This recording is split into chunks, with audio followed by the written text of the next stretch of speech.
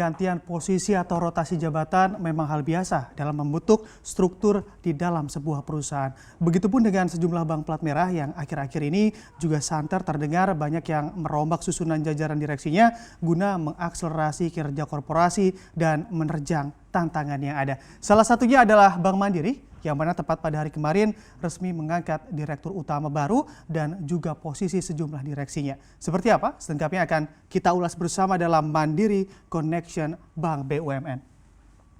Ya, dalam rapat pemegang saham luar biasa RUPSLB, PT Bank Mandiri Tbk atau BMRI resmi memutuskan untuk mengangkat Darmawan Junaidi sebagai Direktur Utama menggantikan Royke Tumilar yang ditunjuk Kementerian BUMN untuk menjadi Direktur Utama di Bank Negara Indonesia atau BBNI. Darmawan Junaidi sebelumnya juga diketahui banyak berkecimpung atau berkarir di bidang treasury dan memang bahkan sejak terjadinya merger Bank Mandiri pada tahun 1999. Selain itu, dirinya juga pernah berada pada jabatan Group Head Treasury Bank Mandiri pada tahun 2016. Pada bidang lain, Darmawan Junaidi ini memang juga pernah diberikan penugasan di bidang distribution dan menjabat sebagai CEO Bali dan Nusa Tenggara Bank Mandiri pada tahun 2015. Prestasinya ini juga tak main-main. Darmawan Junaidi saat mengawal beberapa grup strategis yang berada dalam supervisinya, ia berhasil memberikan kontribusi hingga 18% untuk ataupun dari revenue Bank Mandiri pada tahun 2019. Di tahun lalu atau tepatnya di 2019 dalam RUPS Bank Mandiri, Darmawan Junaidi juga dipercaya sebagai Direktur Treasury International Banking and Special Asset Management yang mana juga bertanggung jawab atas keberhasilan upaya loan recovery, legal dan penyediaan solusi transaction banking wholesale segment. Dan juga lebih lanjut, Darmawan Junaidi ini memang juga pernah berkecimpung ataupun berkarir di luar Bank Mandiri. Di mana pada tahun 2016 hingga 2017 dirinya pernah menjadi Direktur Keuangan PT Semen Indonesia Persero Tbk dan juga sempat menjabat sebagai Komut ataupun Komisaris Utama PT Semen Kupang Indonesia pada November 2016 hingga Agustus 2017. Maka dari itu, dengan sejumlah sepak terjangnya begitu yang pernah dilalui, kini dirinya juga dipercaya untuk menempati kursi nomor 1 di Bank Mandiri Tbk. Dan juga fakta lain terkait Bank Mandiri, kini para alumni ataupun sejumlah orang yang pernah berkarir ataupun duduk di jajaran direksi BMRI juga berhasil menempati posisi-posisi strategis di perusahaan plat merah milik BUMN. Siapa sajakah mereka? Bisa kita lihat di slide selanjutnya.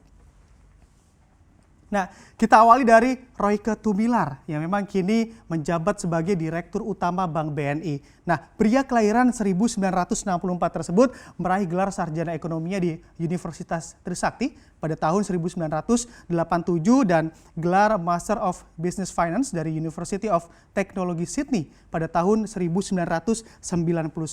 Royke juga menjabat sebagai Direktur Utama Bank Mandiri sejak 9 Desember 2019 yang mana sebelumnya Royke menjabat sebagai Direktur Treasury Finance, Finansial dan Institution dan Special Asset Management periode 2011 hingga 2015 begitu, dan juga sama begitu dengan Darmawan Junaidi dan juga menjabat Direktur Corporate Banking Bank Mandiri di periode 2015 hingga 2019 dan sudah cukup lama di Bank Mandiri. Royke bahkan bergabung di Bank Mandiri sejak tahun 1999 melalui Bank Dagang Negara atau BDN yang merupakan warisan Bank Mandiri. Selanjutnya yang juga duduk sebagai Direktur Utama adalah Sunarso yang memang kini ada di Bank Rakyat Indonesia atau BBRI. Nah, ini Sunarso juga resmi dipilih sebagai Direktur Utama Bank BRI menggantikan posisi Suprayarto pada sebelumnya. Dan juga Sunarso juga sudah ditunjuk begitu sebagai PLT Dirut Bank BRI sementara sambil menunggu definitif posisi Dirut dalam RUPS LB pada waktu itu.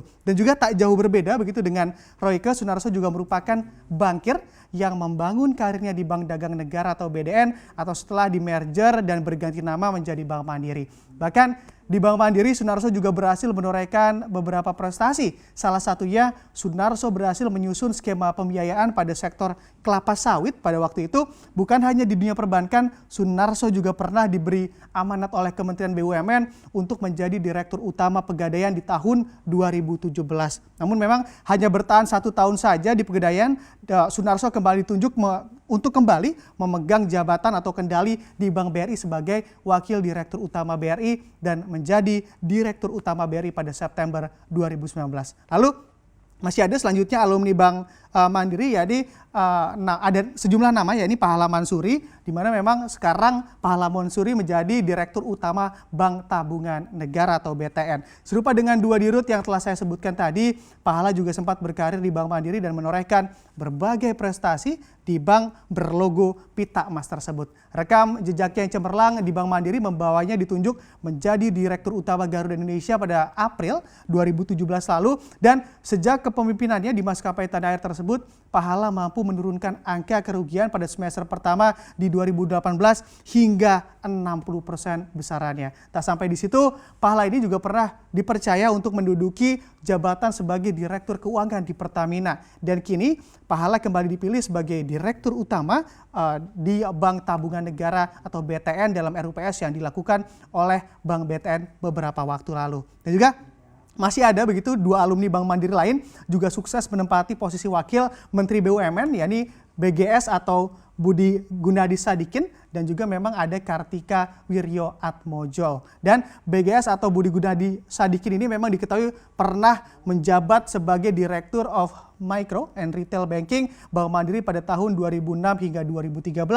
Lalu pada 2013 BGS ini juga menjabat sebagai Direktur Utama Bank Mandiri. Sedangkan untuk Kartika Wirjo Atmojo atau yang hangat disapa Pak Tiko begitu juga pernah menduduki kursi Dirut Bank Mandiri pada tahun 2016 hingga 2019 sebelum akhirnya diangkat menjadi Wamen di BUMN. Nah, memang kondisi serupa sebenarnya juga pernah terjadi begitu di beberapa tahun kebelakang, yang mana sebuah bank para alumninya berhasil menduduki posisi-posisi strategis di pemerintahan. Bank tersebut adalah Citibank. Nah, Citibank bahkan juga dikenal begitu oleh para bankir sebagai sekolah para bankir dan telah banyak melahirkan pemimpin dan tokoh bisnis Indonesia. Nah, kondisi seperti ini sebenarnya sah-sah saja begitu asalkan diimbangi dengan kinerja yang baik dan juga mampu menorehkan berbagai prestasi saat dipercayakan untuk duduk di posisi strategis. Nah, memang berbicara tentang prestasi, Bank Mandiri juga dikenal sebagai bank yang seringkali mendapat penghargaan dalam ajang